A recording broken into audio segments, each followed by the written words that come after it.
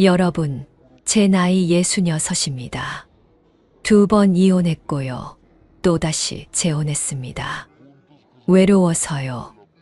그런데 지금 저는 재혼 전보다 더 외롭습니다. 같은 집에 누군가 있는데도 말이에요. 이상하지 않나요? 오늘 제 이야기 들어보시면 여러분은 절대 제 실수를 반복하지 않으실 겁니다. 안녕하세요. 저는 평범한 66세 여성입니다. 젊었을 때 첫 결혼을 했고 2아이를 낳아 키웠습니다. 남편은 성실한 사람이었지만 우리는 서로를 이해하지 못했어요. 말이 통하지 않았습니다. 결국 45세 첫 이혼을 했습니다. 그때는 아이들도 다 컸고 이제 내 인생을 살아보자는 생각이었어요. 자유로워지고 싶었습니다. 하지만 자유는 생각보다 무겁더군요. 몇 년 혼자 살다가 52에 2번째 결혼을 했습니다. 그분도 이혼남이셨고 서로 외로움을 잘 아는 사이였어요. 처음엔 괜찮았습니다. 같이 밥 먹고 텔레비전 보고 여행도 다녔어요. 그런데 5년쯤 지나니까 또 금이 가기 시작했습니다. 작은 것부터요. 그분은 제가 하는 말을 귀담아 듣지 않았어요. 저는 그분의 습관이 견딜 수 없었고요. 결국 60에 2번째 이혼을 했습니다. 2번째 이혼하고 나니까요. 세상이 너무 조용했습니다. 아침에 일어나면 아무도 없어요. 밥 먹을 때도 혼자, 텔레비전 볼 때도 혼자, 잠잘 때도 혼자입니다. 아이들은 각자 바쁘게 살고 있고요. 일주일에 한 번 전화하면 다행이에요. 친구들도 있긴 한데 다들 자기 삶이 있잖아요. 매일 만날 수도 없고 만나도 1~2시간이면 헤어집니다. 그리고 집에 돌아오면 또 혼자예요. 그 외로움이 얼마나 깊었는지 모릅니다. 밤에 잠이 안 올 때가 많았어요. 천장만 바라보면서 생각했습니다. 내 인생 이게 뭐지? 이렇게 혼자 늙어가는 건가? 누구 하나 내 이야기 들어줄 사람도 없이. 그런 생각이 들면 가슴이 너무 답답했어요. 숨이 막히는 것 같았습니다. 그러다가 64세 한 모임에서 남자분을 만났습니다. 그분도 홀로 사시는 분이었어요.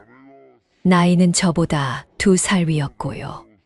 처음엔 그냥 인사만 하고 지나쳤는데 몇 번 만나다 보니까 서로 편해졌습니다. 그분도 외롭다고 했어요. 혼자 사는 게 이렇게 힘든 줄 몰랐다고요. 저는 그 말에 공감했습니다. 맞아요. 정말 힘들어요. 우리 같이 살면 서로 의지하면서 좀 나아지지 않을까요? 그렇게 이야기가 오갔습니다. 주변 사람들은 말렸어요. 친구 한 명은 그랬습니다. 나이 들어서 재혼하면 고생만 한다고요. 자식 문제, 돈 문제, 건강 문제 다 복잡해진다고요. 그냥 혼자 편하게 사는 게 낫다고 했습니다. 딸아이도 조심스럽게 물었어요. 엄마 정말 괜찮으시겠어요? 또 힘들어지시는 거 아니에요? 저는 괜찮다고 했습니다. 이번엔 다를 거라고, 우리는 서로를 이해하니까 잘 살 수 있을 거라고 믿었어요. 65세 3번째 결혼을 했습니다. 작은 결혼식도 올렸어요. 가족들만 모여서 소박하게요. 그날 저는 행복했습니다. 이제 다시 외롭지 않겠구나, 누군가 내 곁에 있겠구나 생각했어요. 아침에 일어나면 함께 커피 마시고 저녁엔 같이 산책하고 밤엔 이야기 나누면서 지낼 수 있겠구나 상상했습니다. 그게 제가 원하던 삶이었어요. 그런데요, 여러분, 현실은 제 상상과 달랐습니다. 아니, 정반대였어요. 재혼하고 나서 저는 더 외로워졌습니다. 이상하죠? 누군가 옆에 있는데 더 외롭다니요. 하지만 정말 그랬어요.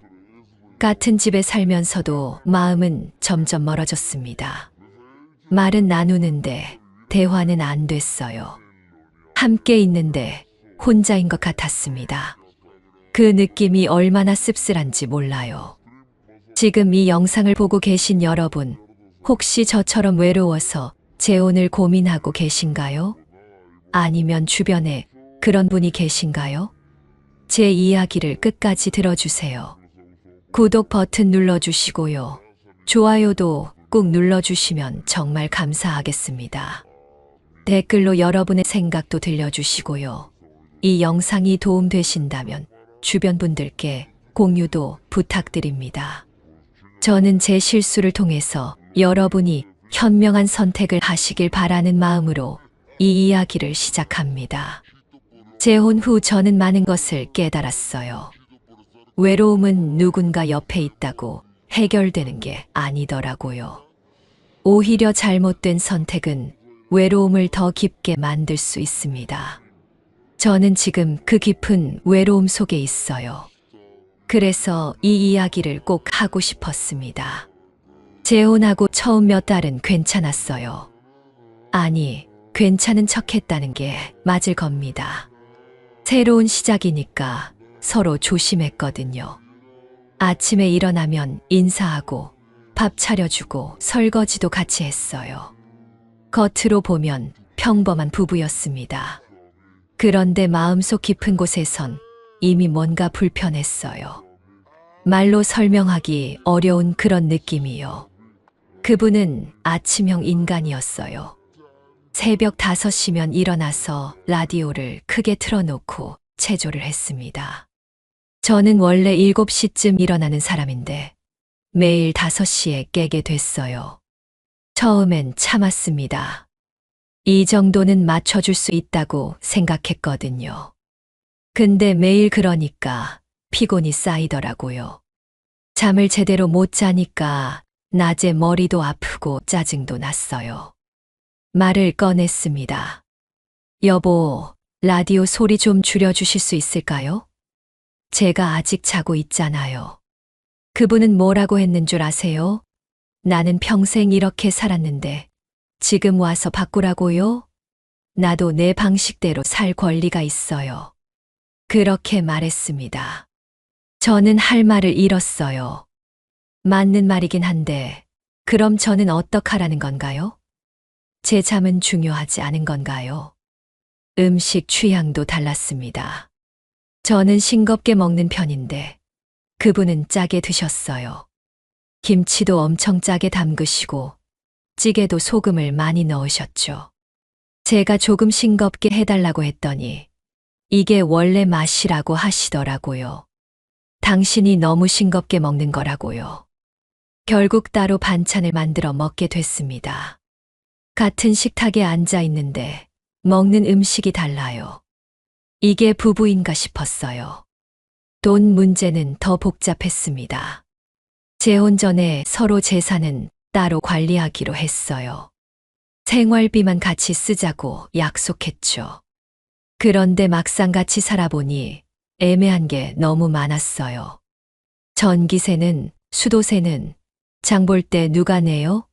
외식하면 또 누가 계산해요? 처음엔 번갈아 내다가 나중엔 서로 눈치 보게 됐습니다.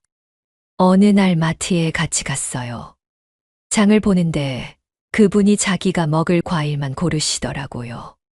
제가 좋아하는 건 안 담으세요. 왜 그러시냐고 물었더니 당신 거는 당신이 사라고 했습니다. 돈 따로 쓰기로 했잖아요. 그 말에 가슴이 철렁했어요. 아, 우리는 정말 남이구나. 같은 집에 사는 남인 거구나 싶었습니다. 건강 문제도 생겼어요. 그분은 당뇨가 있으셨는데 관리를 잘 안 하셨어요. 단 것도 드시고 운동도 안 하시고요. 제가 걱정돼서 병원 가시라고 약 드시라고 말하면 잔소리한다고 싫어하셨어요. 나는 내가 알아서 한다고요.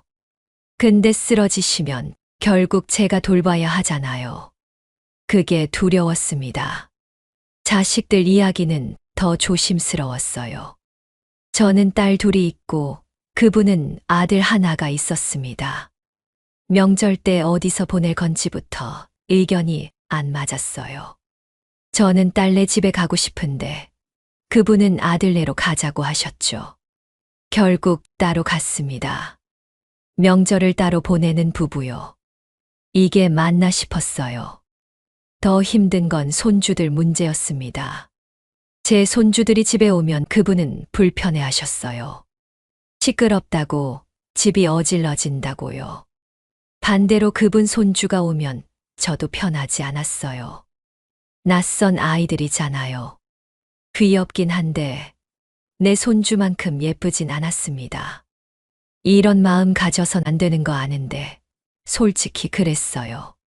재산 문제도 불거졌습니다. 그분 아들이 어느 날 찾아왔어요. 아버지 재산 문제 때문에 이야기 좀 하자고요. 재혼하셨으니 법적으로 유산 상속이 어떻게 되는지 확인하고 싶다는 거였어요.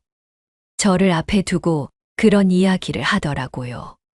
기분이 정말 나빴습니다. 제가 그분 재산 때문에 결혼한 것도 아닌데 왜 이런 취급을 받아야 하나요? 그 일 이후로 그분하고도 어색해졌어요. 아들 편을 드시는 것 같았거든요. 이해는 합니다. 평생 키운 자식인데요. 근데 저도 서운했어요.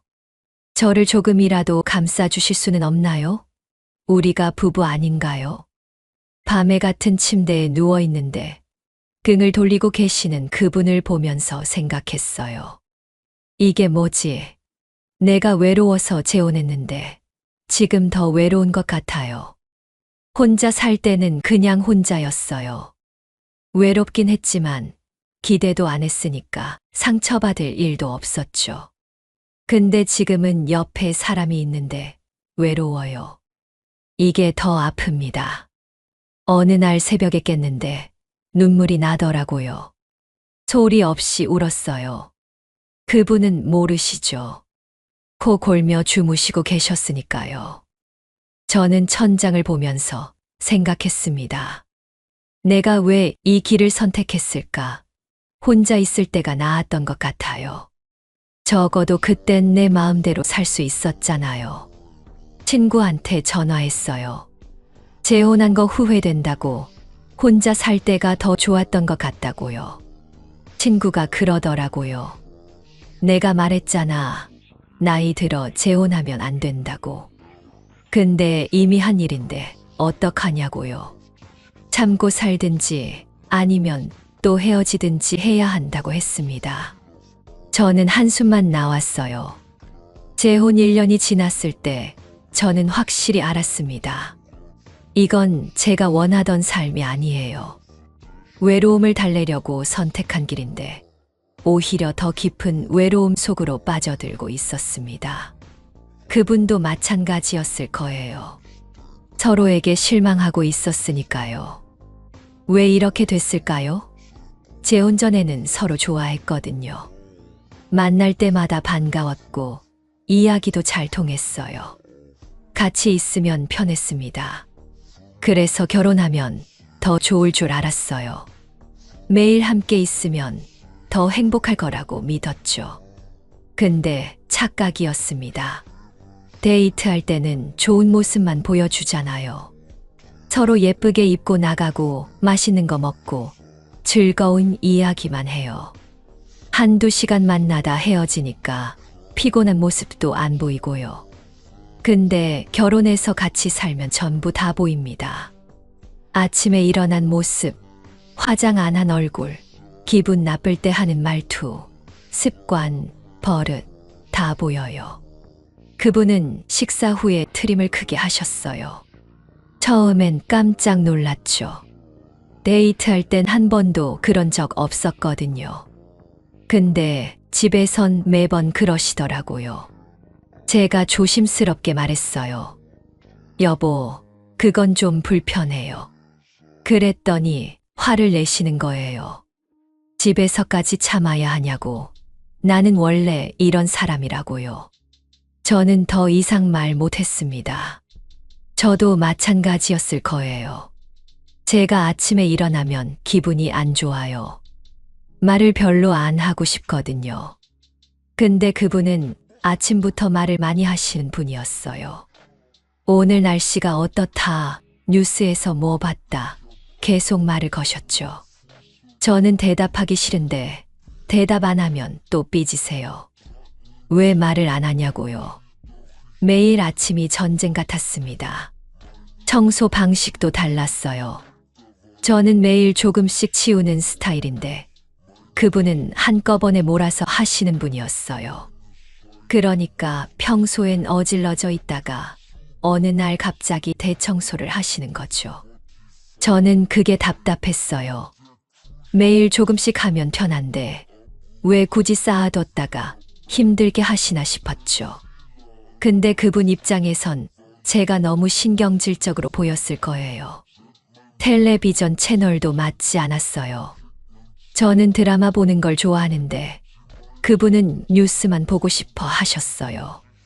리모컨을 누가 쥐고 있느냐가 문제였습니다. 처음엔 양보했어요. 근데 매번 양보하다 보니까 제가 보고 싶은 건 한 번도 못 봤어요. 어느 날 드라마 시간이라고 채널 돌렸더니 뉴스 안 보냐고 볼멘 소리를 하시더라고요. 친구 관계도 문제였어요. 저는 친구들 만나는 걸 좋아해요. 일주일에 한두 번은 나가서 수다 떨고 차 마시고 그러거든요. 근데 그분은 그걸 싫어하셨어요. 결혼했으면 집에 있어야지 왜 자꾸 나가냐는 거예요. 저는 이해할 수 없었어요. 친구도 못 만나고 집에만 있으라는 건가요? 반대로 그분은 당구장을 자주 가셨어요. 친구들이랑 당구 치는 게 유일한 낙이라고요. 일주일에 서너 번씩 나가셨죠. 저는 외로웠어요. 저보고는 나가지 말라면서 본인은 자주 나가시잖아요. 그게 불공평하다고 말했더니 당구는 운동이라고 친구들이랑 수다 떠는 거랑 다르다고 하시더라고요. 말이 안 통했습니다. 돈 쓰는 방식은 정말 안 맞았어요. 저는 아끼는 편이에요. 필요한 것만 사고 세일할 때 장 보고 외식도 자주 안 해요. 근데 그분은 쓰실 땐 확 쓰시는 분이었어요. 갑자기 비싼 운동화를 사오시거나 필요 없는 건강식품을 몇십만 원어치 사오시는 거예요. 제가 왜 그런 걸 사냐고 하면 내 돈 내가 쓰는데 왜 간섭하냐고 했습니다. 맞는 말이에요. 우리 돈 따로 쓰기로 했으니까요. 근데 생활비는 반반 내기로 했잖아요. 그분이 돈을 함부로 쓰시면 나중에 생활비 낼 돈이 부족해질 수도 있는 거 아니에요. 그게 걱정됐어요. 실제로 어느 달엔 생활비가 모자라다며 제게 더 내라고 하셨거든요. 저는 어이가 없었습니다. 약속 시간도 안 지키셨어요. 같이 어디 가기로 했으면 제 시간에 준비해야 하잖아요. 근데 그분은 항상 늦으셨어요. 제가 다 준비하고 기다리고 있어도 느긋하게 준비하시는 거예요. 빨리 하자고 재촉하면 왜 그렇게 급하냐고 되려 저한테 짜증을 내셨죠. 결국 약속 시간에 늦는 건 당연했고 저는 계속 미안하다고 다른 사람들한테 사과해야 했습니다. 건강관리도 안 하시는 거 보면 답답했어요. 당뇨 있으시면 단 거 드시면 안 되잖아요. 근데 몰래 과자 드시고 탄산음료 드시고 제가 말리면 이것 하나 못 먹고 뭐 하러 사냐고 하세요. 저는 걱정돼서 하는 말인데 잔소리로만 들으시는 거예요. 나중에 아프시면 고생하는 건 저인데 말이죠. 밤에 코도 많이 고셨어요. 엄청 시끄러웠어요. 귀마개를 해도 들릴 정도였죠. 잠을 제대로 잘 수가 없었어요. 병원 가보시라고 했더니 나이 들면 다 그렇다고 당신이 참으라고 하시더라고요. 저는 매일 밤 잠 못 자서 피곤했습니다. 낮에 졸고 머리 아프고 그게 반복됐어요. 대화도 점점 줄었어요. 처음엔 이야기할 게 많았는데 시간이 지나니까 할 말이 없어졌어요. 이야기해봤자 의견만 다르고 다투게 되니까 아예 말을 안 하게 됐죠. 밥 먹을 때도 조용히 먹고 텔레비전 보면서도 각자 보고 그냥 같은 공간에 있을 뿐이었습니다. 친구가 물었어요. 요즘 어떻게 지내냐고요. 저는 솔직하게 말했습니다. 힘들다고요. 같이 사는데 혼자 사는 것보다 더 외롭다고요. 친구가 한숨 쉬면서 그러더라고요. 그래서 재혼하지 말라고 했잖아. 이미 늦었지만요. 그날 밤 침대에 누워서 생각했어요. 도대체 뭐가 문제일까? 우리 둘 다 나쁜 사람은 아닌데 왜 이렇게 안 맞을까? 답은 간단했습니다. 우리는 너무 달랐어요. 평생 다르게 살아온 사람들이에요. 60년 넘게 각자의 방식대로 살아왔는데 이제 와서 맞출 수가 없는 거예요. 젊었을 때 결혼했으면 서로 맞춰가면서 살 수 있었을지 몰라요. 근데 이 나이에는 바꾸기 힘들어요. 고집도 세지고 내 방식을 버리고 싶지도 않고요. 서로 그런 마음이니까 부딪힐 수밖에 없었던 겁니다. 재혼하고 1년 반쯤 지났을 때 정말 큰 문제가 터졌어요. 그분 아들이 사업을 한다면서 돈을 빌려달라고 했습니다. 몇 천만 원이었어요. 그분은 당연히 빌려주려고 하셨죠. 아들이니까요. 근데 문제는 그 돈이 어디서 나오느냐였어요. 그분 통장에 그만한 돈이 없으셨어요. 그래서 저한테 같이 보태자고 하신 거예요. 우리 부부 아니냐고, 이럴 때 도와줘야 하는 거 아니냐고요. 저는 깜짝 놀랐습니다. 처음 재혼할 때 분명히 약속했잖아요. 재산은 따로 관리하고 자식 문제는 각자 알아서 하기로요. 싸웠어요. 그날 정말 크게 싸웠습니다. 저는 안 된다고 했어요. 제 돈은 제 딸들한테 남겨줄 거라고, 남의 아들 사업 자금으로 줄 수는 없다고요. 그분은 어이없다는 표정을 지으셨어요. 남의 아들이라니, 우리 아들 아니냐고, 당신 참 이기적이라고 했습니다. 이기적이라는 말에 정말 화가 났어요. 제가 왜 이기적이에요? 처음부터 약속한 거잖아요. 그 약속을 어기려는 건 누구세요? 목소리가 커졌습니다. 그분도 소리를 지르셨어요. 집안이 난장판이 됐죠. 결국 그분은 혼자서 어떻게든 돈을 구해서 아들한테 주셨어요. 그날 이후로 분위기가 완전히 달라졌어요. 서로 말도 안 했어요. 필요한 것만 짧게 이야기하고 그마저도 표정이 굳어 있었죠. 식사도 따로 했어요. 저는 제 방에서 먹고 그분은 거실에서 드셨어요. 같은 집에 사는데 완전히 남처럼 지냈습니다. 딸아이가 집에 왔다가 눈치챘어요. 엄마, 무슨 일 있어요? 왜 이렇게 분위기가 안 좋아요? 저는 아무것도 아니라고 했지만 딸은 알고 있었죠. 걱정하는 얼굴로 괜찮으시냐고 물었어요. 저는 괜찮다고 거짓말했습니다. 딸한테 걱정 끼치고 싶지 않았거든요. 돈 문제는 거기서 끝이 아니었어요. 그분 아들이 빌린 돈을 갚지 못했어요. 사업이 안 됐나 봐요. 그분은 스트레스를 엄청 받으셨죠. 매일 전화하시면서 아들 걱정하시고 잠도 제대로 못 주무시고요. 보기 안쓰러웠어요. 하지만 동시에 이런 생각도 들었습니다. 그러게 왜 무리해서 빌려줬어요? 제 딸도 문제였어요. 큰딸이 이혼을 했어요. 갑자기 집으로 돌아온다는 거예요. 손주 둘이랑 같이요. 저는 당연히 받아줘야죠. 제 딸인데요. 근데 그분이 불편해 하셨어요. 갑자기 3명이나 들어오면 집이 좁다고, 시끄럽다고요. 말도 안 되는 소리였어요. 제 집이기도 한데 왜 제 딸을 못 들어오게 해요? 싸웠습니다. 또 크게 싸웠어요. 결국 딸은 들어왔지만 그분은 완전히 삐지셨죠.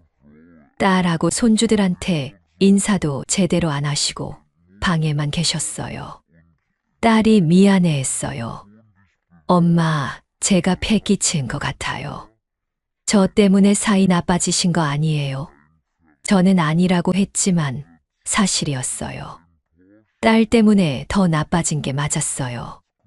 근데 그게 딸 잘못은 아니잖아요. 엄마 집에 오는 게 뭐가 잘못이에요.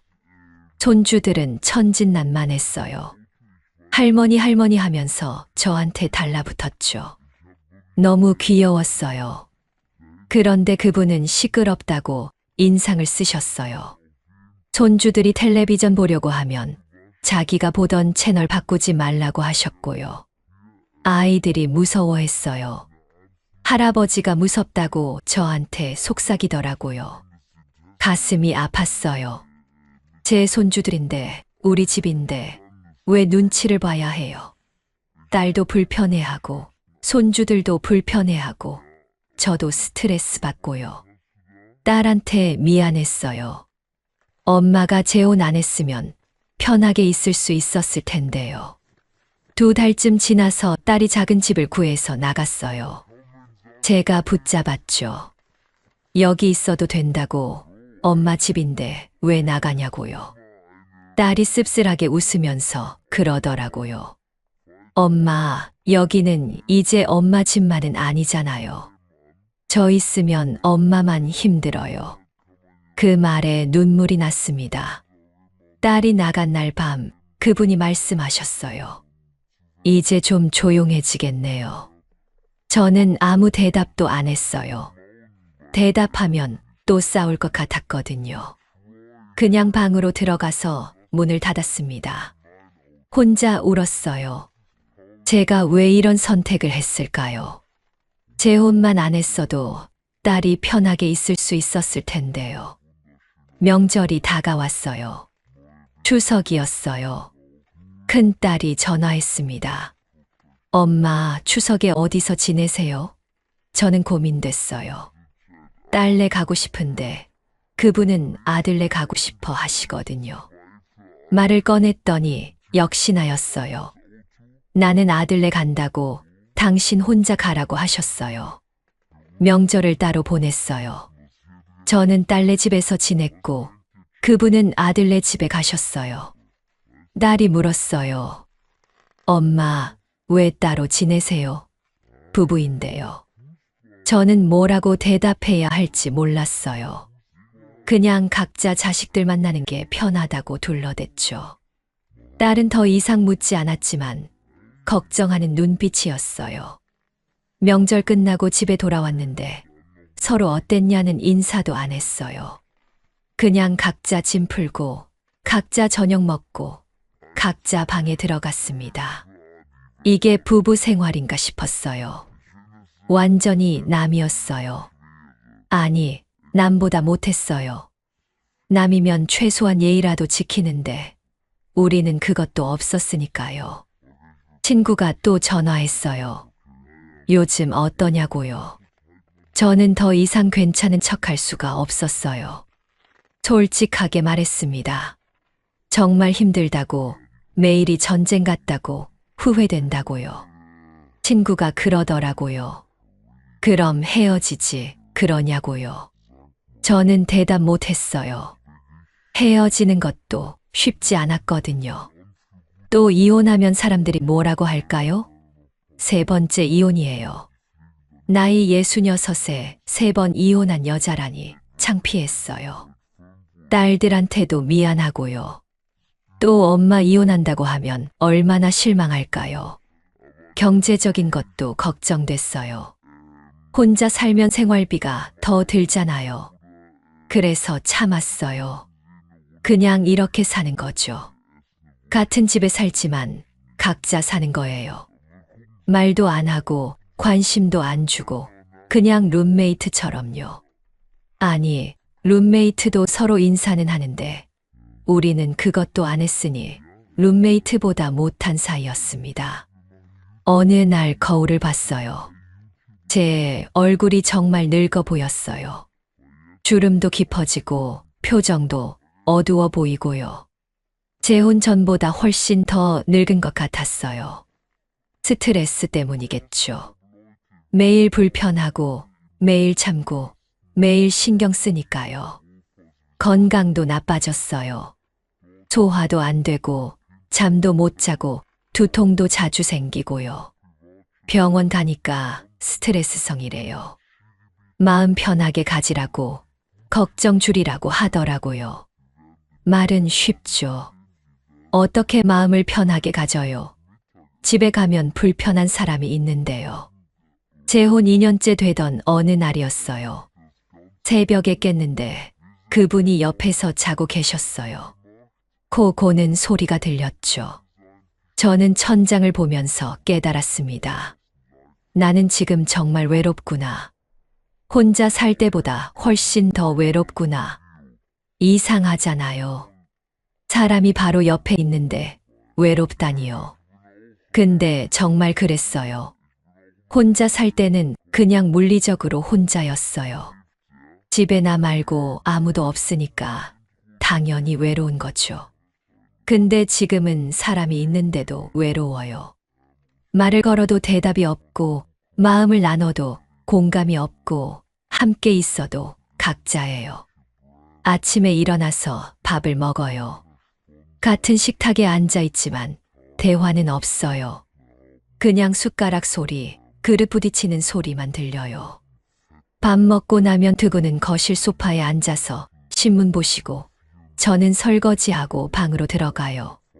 오전 내내 서로 얼굴도 안 봐요. 점심 때도 마찬가지예요. 간단하게 먹고 또 각자 시간을 보내요. 저는 텔레비전 보거나 책 읽거나 그래요. 그분은 낮잠 주무시거나 밖에 나가시고요. 저녁 되면 다시 밥 먹고 또 각자 방에 들어가요. 하루가 그렇게 가요. 말 한마디 안 하고요. 주말도 똑같아요. 예전엔 주말에 같이 어디 가기도 했는데 이젠 그것도 안 해요. 각자 약속 있으면 나가고 없으면 집에서 따로따로 시간 보내요. 부부가 맞나 싶어요. 그냥 같은 집에 방 얻어 사는 남인 것 같아요.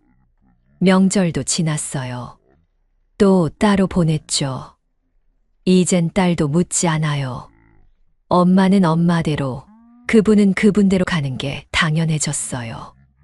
명절 인사도 안 해요. 그냥 아침에 일어나면 각자 짐 싸서 나가는 거예요. 돌아올 때도 인사 없이 그냥 들어와요. 생일도 넘어갔어요. 제 생일이었는데 아무 말도 없으셨어요. 축하한다는 말도, 선물도, 밥이라도 같이 먹자는 말도 없었어요. 저는 혼자 미역국 끓여 먹었어요. 눈물이 나더라고요. 내 생일인데 이렇게 쓸쓸할 수가 있나 싶었어요. 친구한테 전화했어요. 오늘 내 생일인데 혼자 미역국 먹었다고, 너무 서럽다고 울면서 이야기했어요. 친구가 그러더라고요. 그냥 나와, 우리 만나서 밥 먹자. 친구를 만났어요. 친구가 작은 케이크를 준비해 줬더라고요. 친구들이 생일 축하 노래 불러줬어요. 그때 정말 많이 울었어요. 친구가 말했어요. 이렇게 살 거면 차라리 헤어지는 게 낫지 않냐고요. 저도 알아요. 이게 아니란 거요. 근데 헤어지는 것도 용기가 필요하잖아요. 또 혼자가 되는 거잖아요. 그게 두려웠어요. 이미 2번 이혼했는데 또 한다는 게 부끄럽기도 하고요. 집에 돌아왔어요. 그분은 텔레비전 보고 계셨어요. 제가 어디 갔다 왔는지도 안 물으셨어요. 관심이 없으신 거죠. 저도 아무 말 안 했어요. 방으로 들어가서 침대에 누웠어요. 오늘이 내 생일인데 남편은 모르고 나는 친구들한테 위로받았어요. 이게 결혼 생활인가요? 며칠 후에 그분 생신이었어요. 저도 아무것도 안 했어요. 축하 인사도 안 했고 미역국도 안 끓여줬어요. 그분도 아무 말씀 없으셨어요. 서로에게 완전히 무관심한 거죠. 생일조차 챙기지 않는 사이가 됐어요. 딸이 전화했어요. 엄마, 요즘 괜찮으세요? 목소리가 안 좋아요. 저는 괜찮다고 했어요. 감기 기운이 좀 있는 것 같다고 둘러댔죠. 딸은 걱정하는 목소리로 병원 가보시라고, 푹 쉬시라고 했어요. 전화 끊고 나니 더 슬펐어요. 딸한테조차 진실을 말할 수 없었거든요. 건강이 계속 안 좋았어요. 입맛도 없고 기운도 없고 자꾸 한숨만 나왔어요. 병원에서 우울증 검사를 받아보라고 했어요. 저는 거부했어요. 우울증이라니요. 인정하고 싶지 않았어요. 그냥 약 처방받아서 먹었어요. 소화제, 수면제, 두통약요. 약을 먹어도 나아지지 않았어요. 몸의 문제가 아니었거든요. 마음이 아픈 건데 약으로 어떻게 고쳐요? 제 마음은 텅 비어 있었어요. 아무것도 채워지지 않았어요. 재혼하면 이 빈 공간이 채워질 줄 알았는데 오히려 더 커졌어요. 혼자 살 때는 외로워도 희망이 있었어요. 언젠가 누군가 만나면 좋아질 거라는 기대요. 친구들 만나면 웃고 딸들 만나면 행복하고 그렇게 버텼어요. 근데 지금은 희망이 없어요. 이미 누군가와 함께 살고 있는데도 외로우니까요. 이보다 더 나아질 수 있을까요? 새벽에 자주 깼어요. 잠이 안 왔어요. 옆에서 자는 그분을 보면서 생각했어요. 이 사람은 나한테 뭘까? 남편이라고 부르긴 하는데 남편 같지 않아요. 가족도 아닌 것 같고요. 그냥 같은 집에 사는 남이에요. 불편한 남이요. 어느 날 그분이 아프셨어요. 감기가 심하게 걸리셨나 봐요. 열도 나고 기침도 많이 하셨어요. 저는 약을 사다 드렸어요. 그래도 부부니까요. 근데 고맙다는 말씀도 없으셨어요. 당연하다는 듯이 받으시더라고요. 제가 아플 땐 약 한 봉지 안 사주셨으면서요. 그때 깨달았어요. 이 관계는 진짜 끝났구나. 서로에 대한 애정도, 배려도, 관심도 다 사라졌구나. 그냥 습관처럼 같이 살고 있을 뿐이구나. 이게 제가 원하던 노후가 아니었어요. 외로워서 재혼했는데 지금 더 외로워요. 친구들 만나면 부러웠어요. 혼자 사는 친구들이요. 자유로워 보였어요. 하고 싶은 거 하고, 먹고 싶은 거 먹고, 가고 싶은데 가고요. 눈치 볼 사람도 없고, 신경 쓸 사람도 없고요. 저는 집에 사람이 있는데도 불편하고, 눈치 보고, 스트레스 받고요. 혼자 사는 친구한테 물었어요. 외롭지 않냐고요. 친구가 웃으면서 그러더라고요. 외롭긴 한데 너처럼 사는 거 보면 혼자가 낫더라. 자유가 최고야. 그 말이 가슴에 꽂혔어요. 맞아요. 저도 혼자 살 때가 나았어요. 적어도 그땐 제 마음대로 살 수 있었어요. 밤마다 후회했어요. 왜 재혼했을까? 외로움을 참을 걸. 혼자 살면서 친구들이랑 자주 만나고 딸들이랑 편하게 지내고 그게 더 행복했을 텐데요. 지금은 아무것도 없어요. 남편도 없고 친구 만나기도 불편하고 딸들한테도 미안하고요. 재혼은 제 인생 최악의 선택이었어요. 외로움을 해결하려다가 더 큰 외로움을 얻었어요. 같은 집에 사는데도 마음은 천리바퀴예요. 말을 해도 통하지 않고 웃어도 억지로 웃는 거고 매일이 연기예요. 행복한 척, 괜찮은 척요. 거울 속 제 모습을 봤어요. 정말 늙어 보였어요. 눈빛도 생기가 없고 표정도 어둡고요. 재혼 전 사진을 봤어요. 그때가 더 밝아 보였어요. 혼자였지만 웃고 있더라고요.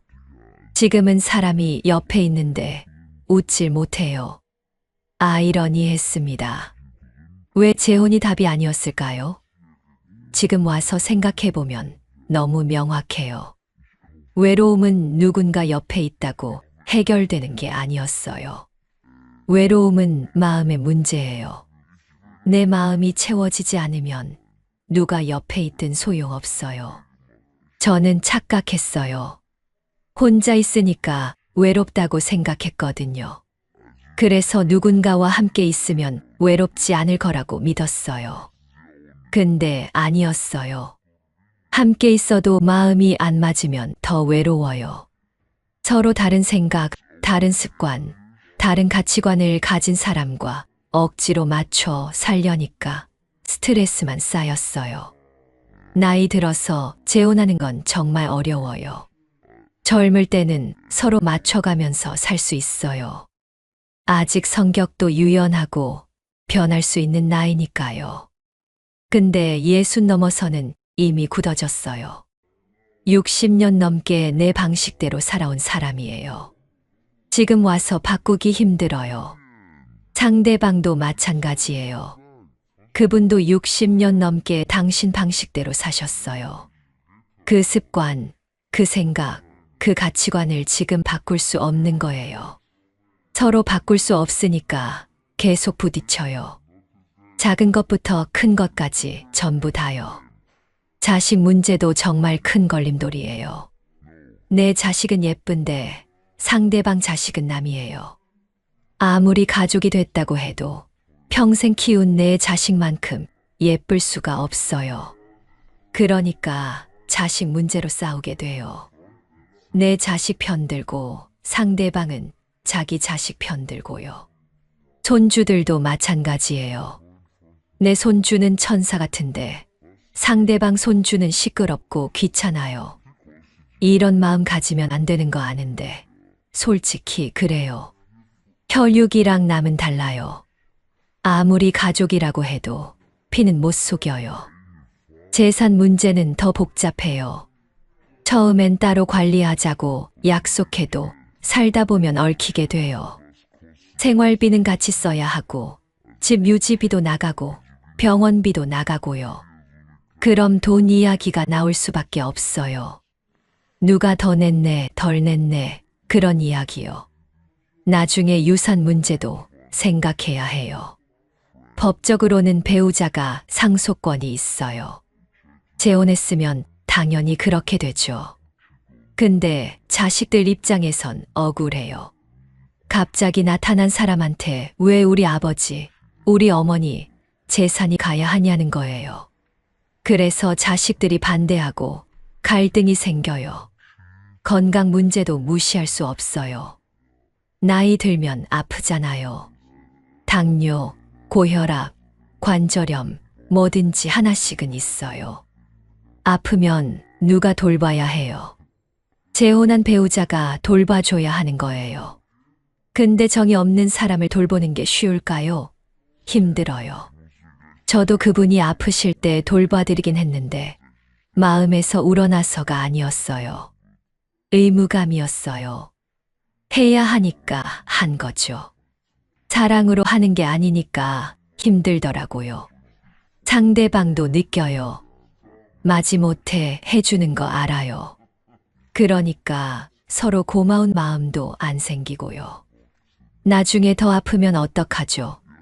중병에 걸리거나 치매 오거나 거동 못하게 되면요. 평생 사랑했던 부부도 간병하기 힘든데 재혼한 지 몇 년 안 된 사람을 어떻게 끝까지 돌봐요? 현실적으로 어려워요. 경제적인 부담도 커요. 혼자 살 때는 제 돈만 관리하면 됐어요. 쓸 때 쓰고 아낄 때 아끼고 그러면 됐죠. 근데 둘이 살면 생활비가 2배로 드는 게 아니에요. 더 들어요. 집도 넓어야 하고 음식도 더 많이 해야 하고 전기세, 수도세 다 올라가요. 병원비도 문제예요. 나이 들면 병원 자주 가잖아요. 둘 다 아프면 병원비가 엄청나요. 약값도 만만치 않고요. 그 돈을 누가 내요? 각자 낸다고 해도 상대방이 돈 없으면 결국 내가 대신 내야 해요. 부부니까요. 친구 관계도 잃어요. 재혼하고 나니까 친구들 만나기 불편해졌어요. 그분이 싫어하시니까요. 자꾸 나간다고 뭐라고 하시니까 눈치 보게 됐어요. 결국 친구들하고도 멀어졌어요. 예전에는 자주 만났는데 이젠 한 달에 한두 번도 힘들어요. 친구들도 불편해해요. 저한테 연락할 때 조심스러워해요. 남편한테 혼나는 거 아니냐고 물어봐요. 그 말이 창피했어요. 60 넘은 어른이 남편 눈치 보면서 친구도 못 만나다니요. 근데 사실이니까 할 말이 없었어요. 취미 생활도 못해요. 혼자 살 땐 노래교실도 다니고 서예도 배우고 그랬거든요. 근데 지금은 그것도 못해요. 나가면 집에 아무도 없잖아요. 그분은 혼자 있는 걸 싫어하세요. 그래서 제가 집에 있어줘야 해요. 제 시간은 없어요. 자유가 없어요. 이게 가장 큰 문제예요. 혼자 살 때는 하고 싶은 거 마음대로 했어요. 텔레비전 보고 싶으면 보고, 늦게까지 책 읽고 싶으면 읽고, 밤에 라면 끓여 먹고 싶으면 먹고요. 근데 지금은 전부 눈치 봐야 해요. 아침에 늦게 일어나고 싶어도 못 일어나요. 그분이 일찍 일어나시니까요. 밤에 불 켜고 책 읽고 싶어도 못 읽어요. 그분이 자야 하시니까요. 먹고 싶은 거 있어도 혼자 못 먹어요. 같이 먹어야 하니까요. 전부 다 맞춰야 해요. 프라이버시도 없어요. 혼자 있고 싶을 때가 있잖아요. 아무도 없이 조용히 있고 싶을 때요. 근데 그게 안 돼요. 집에 항상 사람이 있으니까요. 방문 닫고 있으면 왜 방에만 있냐고 해요. 나와서 같이 있으라고요. 숨 막혀요. 전화 통화도 마음대로 못해요. 딸한테 전화하면 들으시려고 해요. 무슨 이야기 하는지 궁금하신가 봐요. 친구한테 전화해도 마찬가지예요. 그래서 전화할 때 밖에 나가서 해요. 내 집인데 전화하러 밖에 나가야 하는 게 말이 돼요? 스트레스가 쌓이니까 화병이 생겼어요. 가슴이 답답하고 한숨만 나오고 자꾸 눈물이 나려고 해요. 참으면 참을수록 더 힘들어요. 폭발할 것 같아요. 근데 폭발하면 싸우게 되니까 또 참아요. 그 반복이에요. 이게 제가 원하던 노후가 아니에요. 편안하게 행복하게 살고 싶었어요. 웃으면서 나이 들고 싶었어요. 근데 지금은 매일 힘들어요. 웃을 일도 없고 행복하지도 않고 그냥 버티는 거예요. 하루하루를요. 재혼은 실수였어요. 큰 실수였어요. 외로움을 해결하려다가 더 큰 불행을 만들었어요. 차라리 혼자 살 걸 그랬어요. 외로워도 자유로웠을 텐데요. 불편한 사람이랑 같이 사는 것보다 혼자 사는 게 100번 나아요. 그렇다면 진짜 행복은 뭘까요? 이 나이에 행복하게 사는 방법은 뭘까요? 저는 이제 알 것 같아요. 행복은 누군가와 함께 있는 게 아니에요. 내 마음이 편안한 거예요. 내가 나답게 사는 거예요. 혼자 산다고 불행한 게 아니에요. 오히려 혼자일 때 더 행복할 수 있어요. 내 방식대로 살 수 있으니까요. 아침에 일어나고 싶을 때 일어나고, 먹고 싶은 거 먹고, 하고 싶은 거 하고요.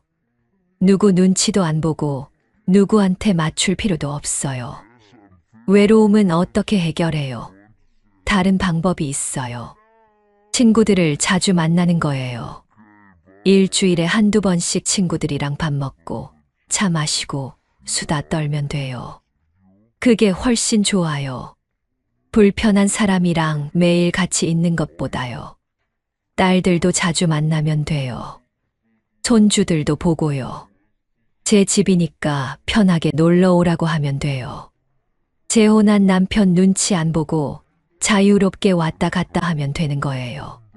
그게 가족이에요. 편한 관계요. 취미 생활도 하면 돼요. 노래교실 다니고, 운동도 하고, 봉사 활동도 하고요. 하고 싶은 거 다 하면 돼요. 그러다 보면 새로운 사람들도 만나고, 친구도 생기고, 삶이 풍요로워져요. 남편 없어도 충분히 행복할 수 있어요. 여행도 갈 수 있어요. 친구들이랑 패키지 여행 신청해서 가면 돼요. 요즘은 시니어 여행 프로그램 많잖아요. 제주도도 가고 유럽도 가고요. 불편한 남편이랑 억지로 가는 것보다 친한 친구들이랑 가는 게 100배 즐거워요. 책도 마음대로 읽을 수 있어요. 밤새도록 읽고 싶으면 읽으면 돼요. 누가 뭐라고 안 해요. 텔레비전도 보고 싶은 거 보면 돼요. 드라마 정주행해도 되고 예능 봐도 되고요. 채널 싸움 안 해도 돼요. 집도 내 마음대로 꾸밀 수 있어요. 좋아하는 꽃 놓고 예쁜 커튼 달고 아늑하게 만들면 돼요. 누가 뭐라고 안 해요. 내 집이니까요. 내가 편한 대로 만들면 되는 거예요. 요리도 하고 싶은 거 하면 돼요. 싱겁게 먹고 싶으면 싱겁게 하고, 매콤하게 먹고 싶으면 매콤하게 하고요. 상대방 입맛 맞출 필요 없어요.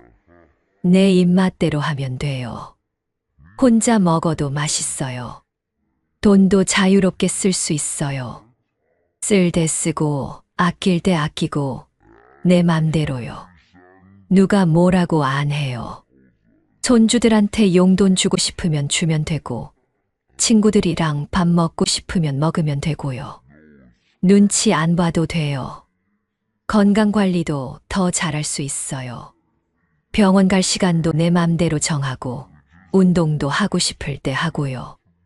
누군가 돌봐야 한다는 부담도 없고, 눈치 볼 일도 없어요. 내 건강만 챙기면 되니까 오히려 더 잘 챙길 수 있어요. 혼자 사는 게 익숙해지면 외롭지 않아요. 처음엔 좀 그래도 시간 지나면 편해져요. 내 시간, 내 공간, 내 자유가 얼마나 소중한지 알게 돼요.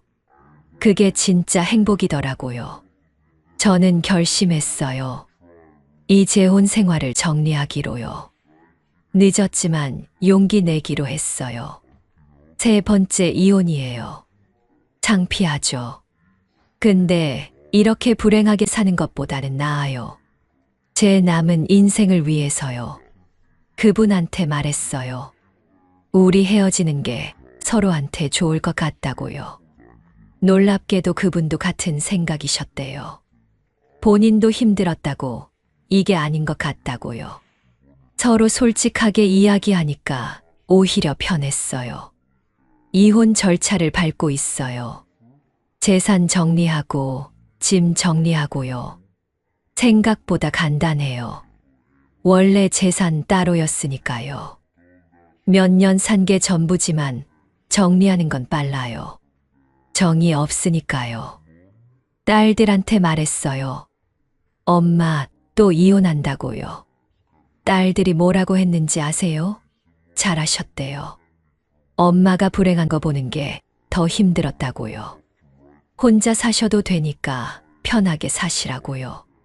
딸들이 이해해줘서 고마웠어요. 이제 곧 혼자가 돼요. 세 번째 혼자예요. 근데 이번엔 두렵지 않아요. 오히려 기대돼요. 자유로워질 생각에 설레어요. 드디어 내 인생을 살 수 있을 것 같아요. 여러분께 말하고 싶어요. 외로워도 재혼하지 마세요. 특히 우리 나이에는요. 외로움은 다른 방법으로 해결하세요. 친구들 만나고, 자식들 만나고, 취미 생활하고, 봉사 활동하세요. 그게 훨씬 행복해요. 재혼은 외로움을 해결하는 방법이 아니에요. 오히려 새로운 문제를 만들어요. 갈등, 스트레스, 더 깊은 외로움을요. 혼자 사는 게 100배 나아요. 정말이에요. 나이 들어서는 자유가 최고예요. 내 방식대로 사는 거요. 누구한테 맞출 필요 없이, 누구 눈치 볼 필요 없이, 그냥 내가 하고 싶은 대로 사는 거예요. 그게 진짜 행복이에요. 물론 가끔은 외로울 거예요. 밤에 혼자 있으면 쓸쓸할 때도 있겠죠. 근데 그건 잠깐이에요. 불편한 사람이랑 평생 사는 것보다 훨씬 나아요. 외로움은 참을 수 있는데 불행은 참기 힘들어요. 저는 이제 새로운 시작을 하려고 해요. 66, 늦지 않았어요. 앞으로 10년, 20년 더 살 수 있어요. 그 시간을 행복하게 살 거예요. 내 방식대로요. 친구들 자주 만날 거예요. 웃고 떠들고 맛있는 거 먹고 여행도 갈 거예요. 딸들이랑도 편하게 지낼 거예요.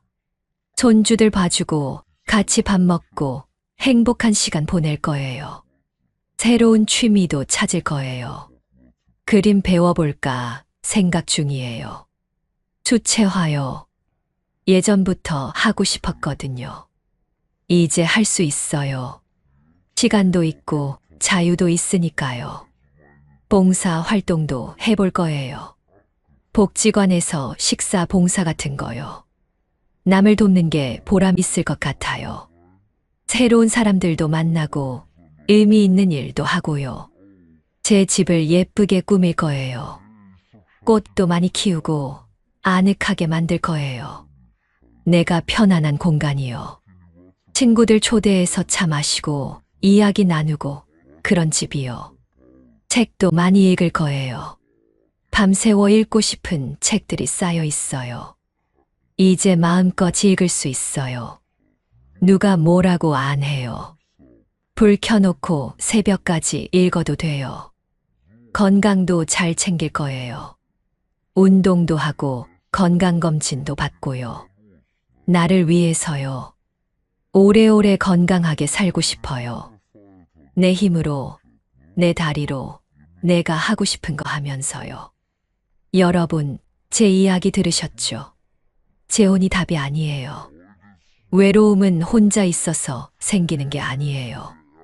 마음이 채워지지 않아서 생기는 거예요. 마음을 채우는 방법은 많아요. 굳이 재혼할 필요 없어요. 혼자 사세요. 당당하게요. 외롭다고 부끄러워하지 마세요. 혼자 있는 시간을 즐기세요. 친구들 만나고 가족들 만나고 하고 싶은 거 하면서 행복하게 사세요. 그게 우리 나이에 맞는 삶이에요. 저는 이제 자유로워져요. 드디어요. 설레요. 내 인생을 사는 거예요. 남편 눈치 안 보고 편하게요. 이게 제가 진짜 원하던 거였어요. 마지막으로 부탁드려요. 이 영상 보시는 분들 구독하셨죠? 좋아요도 눌러주시고요. 댓글로 여러분 생각도 들려주세요. 주변에 재혼 고민하시는 분 계시면 이 영상 공유해주세요. 제 실수를 반복하지 않으셨으면 좋겠어요. 우리 나이에는 자유가 최고예요. 혼자 사는 게 최고예요. 외롭지 않아요.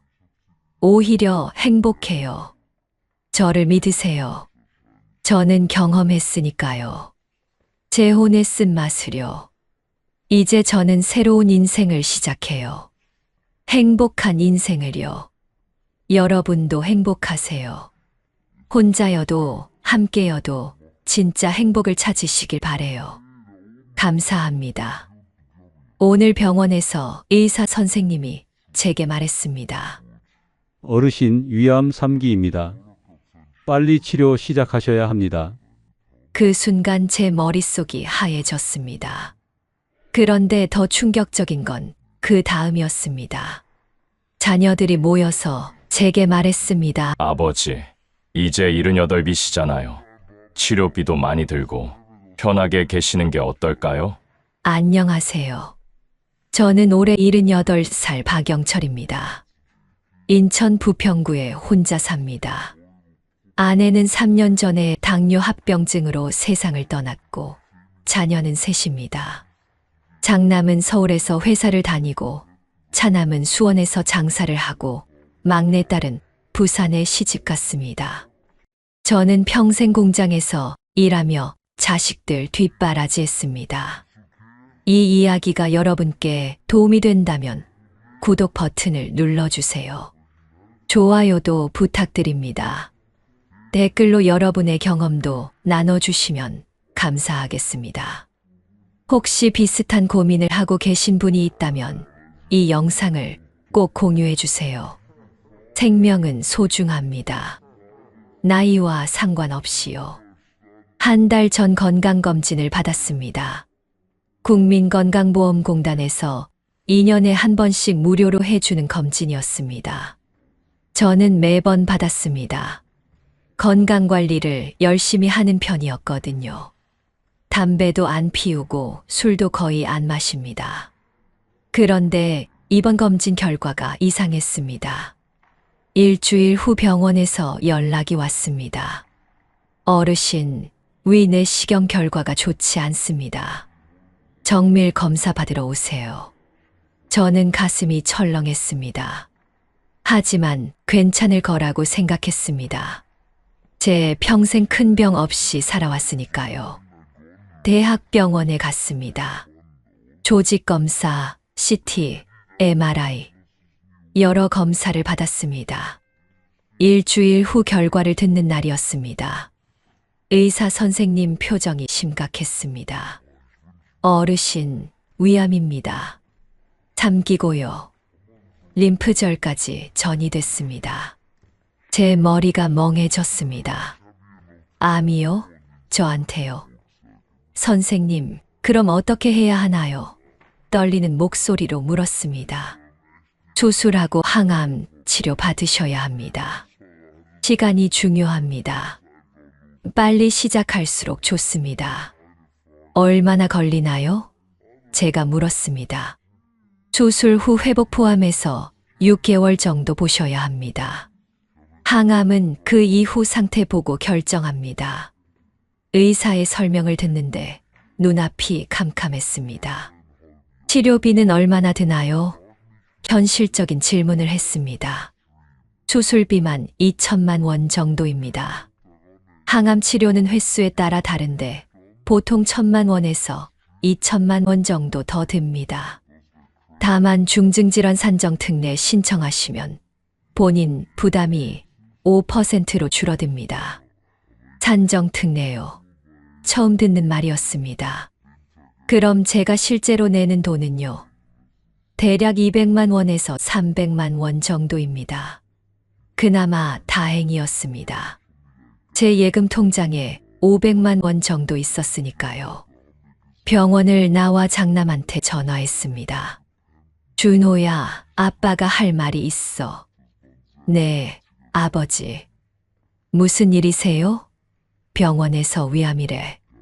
3기래. 전화기 너머로 침묵이 흘렀습니다. 아버지, 그게 무슨 말씀이세요? 준호 목소리가 떨렸습니다. 의사가 수술하고 항암 치료 받아야 한댄다. 아버지, 지금 어디세요? 제가 갈게요. 준호가 다급하게 말했습니다.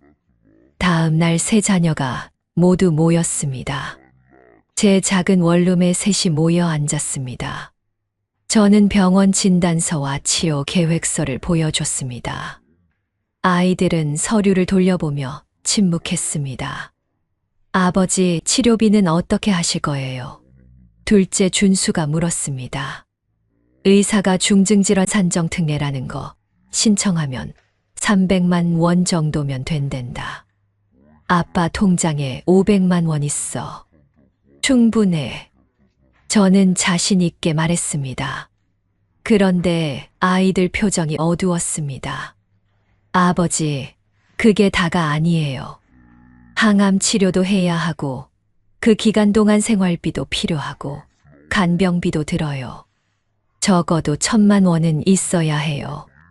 준호가 설명했습니다. 1,000만 원이요. 제게 그런 돈이 어디 있나요? 그럼 너희가 조금씩 도와줄 수 있니? 저는 조심스럽게 물었습니다. 아이들은 서로 눈치만 보았습니다. 한참 침묵이 흐른 후 준호가 입을 열었습니다. 아버지, 죄송한데 저희도 형편이 어렵습니다. 준호는 아이 둘 대학 보내느라 대출이 있고, 준수는 장사가 안 돼서 빚이 있고, 은미는 시댁에서 뭐라고 할 것 같고, 저는 말문이 막혔습니다. 자식들이 저를 도와줄 수 없다고요? 그럼 어떻게 하란 말이냐? 제 목소리가 떨렸습니다. 준수가 말했습니다. 아버지, 현실적으로 생각해봐야죠. 아버지 나이가 78이세요. 치료받으셔도 완치 보장이 없어요. 그렇다고 저희가 1,000만 원을 어떻게 마련해요? 저는 아들을 멍하니 바라봤습니다. 준수가 계속 말했습니다. 아버지, 차라리 편안하게 지내시는 게 어때요? 통증 관리만 하시고요. 호스피스라는 것도 있대요. 그게 아버지한테도 나을 것 같아요. 그 말을 듣는 순간 제 가슴에 돌을 얹은 것 같았습니다. 편안하게 지내라고요. 그게 무슨 뜻인지 저도 압니다. 치료 포기하고 죽을 날만 기다리란 얘기잖아요. 너희들, 아빠 보고 죽으라는 거냐? 제 목소리가 커졌습니다. 준호가 급히 말했습니다. 아버지, 그게 아니라 현실적으로 생각해봐야죠. 저희도 다 힘들어요. 아버지 치료비 1,000만 원 모으면 저희 집안이 다 무너져요. 막내딸 은미가 눈물을 닦으며 말했습니다. 아버지, 저희도 효도하고 싶어요. 근데 저희도 살아야 해요. 아버지도 이해해 주세요. 저는 딸을 바라봤습니다. 제가 평생 뒷바라지한 딸이 이렇게 말하고 있었습니다. 나는 너희 키우느라 내 인생 다 바쳤다. 너희 대학 보내느라 빚도 지고 밤낮으로 일했어. 그런데 지금 나한테 죽으라고 하는 거냐? 제 목소리는 떨렸고 눈물이 났습니다. 준호가 한숨을 쉬었습니다. 아버지, 감정적으로 그러지 마세요. 저희가 아버지 희생 모르는 것 아니에요. 근데 지금은 저희도 형편이 안 돼요. 현실을 보세요. 저는 자식들을 하나씩 바라봤습니다. 아무도 제 눈을 마주치지 않았습니다. 그들은 이미 결정한 것 같았습니다. 아버지는 포기하는 게 낫다고. 나가라. 제가 말했습니다. 아버지. 준호가 말하려 했지만 저는 손을 저었습니다. 나가라고 했다. 다 나가. 제 목소리는 단호했습니다. 자식들이 하나둘 일어났습니다. 은미가 눈물을 흘리며 나갔고 준수가 뒤를 따랐습니다. 준호가 마지막으로 말했습니다. 아버지, 진정하시고 천천히 생각해 보세요. 저희가 나쁜 마음으로 하는 말이 아니에요. 문이 닫혔습니다. 저는 혼자 남았습니다. 빈 방에 앉아 울었습니다. 78평생을 살면서 이렇게 외로운 적이 없었습니다. 자식들이 저를 버렸습니다. 치료비가 아깝다고. 그날 밤 잠을 못 잤습니다. 천장을 바라보며 생각했습니다. 정말 죽어야 하나? 78이면 죽을 나이인가? 아직 하고 싶은 게 많은데. 손주들도 보고 싶고 여행도 가고 싶은데. 다음 날 아침 복지관에 갔습니다. 평소 알고 지내던 김 선생님한테 말했습니다. 선생님, 저 암에 걸렸는데 자식들이 치료 포기하래요. 어떻게 해야 하나요? 선생님 표情이 심각해졌습니다. 어르신, 그건 안 됩니다. 어르신 생명은 어르신 것이에요. 자식들이 결정할 수 없어요. 선생님이 단호하게 말했습니다. 근데 돈이 없는데 어떻게 해요? 제가 말했습니다. 어르신, 국가 지원 제도가 있어요. 중증질환 산정 특례도 있고 재난적 의료비 지원도 있어요. 긴급복지 지원도 신청할 수 있고요. 포기하시면 안 됩니다. 선생님이 제 손을 잡았습니다. 선생님은 저를 구청복지과로 데려갔습니다. 담당 공무원이 친절하게 설명했습니다. 어르신, 먼저 중증질환 산정 특례를 신청하세요. 병원비의 95%를 국가에서 부담합니다. 그럼 수술비 2천만 원 중에 어르신은 100만 원만 내시면 돼요. 100만 원이요. 제가 낼 수 있는 금액이었습니다. 그럼 항암 치료는요? 제가 물었습니다. 그것도 마찬가지예요. 항암 치료비 1,000만 원이면 50만 원만 부담하시면 됩니다. 총 200만 원 정도면 충분해요. 저는 희망이 보였습니다. 그럼 생활비는요? 저 혼자 사는데 치료 기간 동안 생활비가 필요해요. 공무원이 설명했습니다. 긴급복지 지원을 신청하세요. 한 달에 60만 원씩 6개월 지원받을 수 있어요. 정말요? 그런 제도가 있어요? 저는 믿기지 않았습니다. 네, 어르신. 저소득층 암 환자를 위한 제도예요. 어르신 소득이 기준 이하니까 해당됩니다. 서류만 준비하시면 신청해 드릴게요. 저는 그날 필요한 서류를 모두 준비했습니다. 진단서, 소득 증명, 통장 사본. 일주일 후 승인이 났습니다. 중증질환 산정 특례와 긴급복지 지원 모두 통과됐습니다. 병원에 다시 갔습니다. 의사 선생님한테 말했습니다. 선생님, 치료받겠습니다. 수술 날짜 잡아주세요. 의사가 놀란 표정을 지었습니다.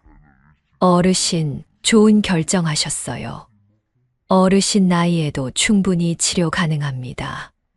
수술 날짜를 2주 후로 잡았습니다. 저는 집에 돌아와 자식들한테 문자를 보냈습니다. 나 수술 받기로 했다. 너희 돈은 필요 없다. 국가 지원 받는다. 걱정 마라. 준호한테서 전화가 왔습니다.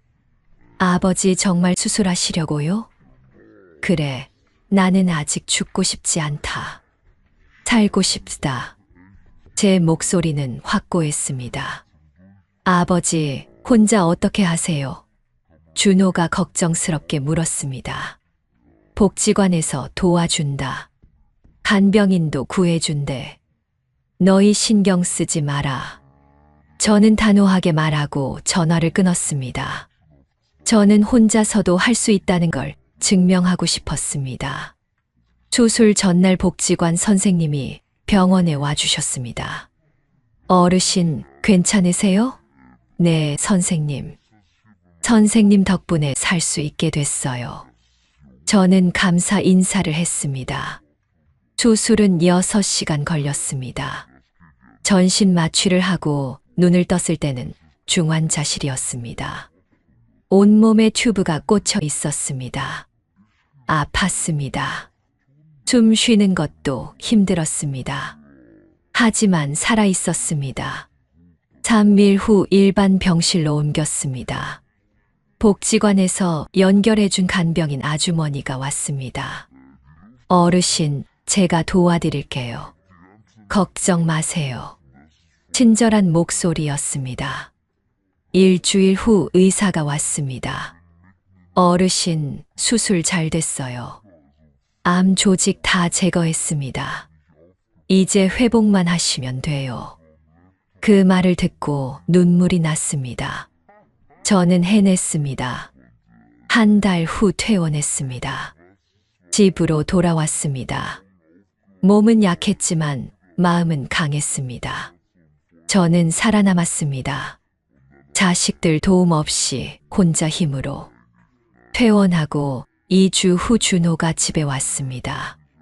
아버지, 어떻게 지내세요? 잘 지낸다. 보다시피 저는 담담하게 말했습니다. 준호가 미안한 표정을 지었습니다. 아버지, 그때는 저희가 잘못 생각했어요. 이제 와서 무슨 소용이냐. 너희가 날 버렸을 때 난 혼자 힘으로 살기로 결심했어. 제 목소리는 차가웠습니다. 준호가 고개를 숙였습니다.